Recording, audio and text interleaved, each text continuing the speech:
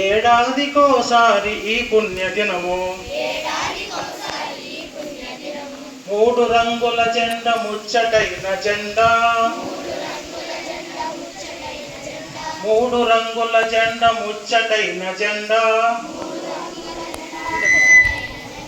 ఆకాశ వీధిలో ఎగురుతున్నది జెండా ఆకాశ వీధిలో ఎగురుతున్నది జెండా కాషాయ వర్ణంబు త్యాగమును తెలుగు కాషాయ వర్ణంబు త్యాగమును తెలుగు తెలుపు రంగే మనకు సత్యమును చూపు తెలుపు రంగే మనకు సత్యమును చూపు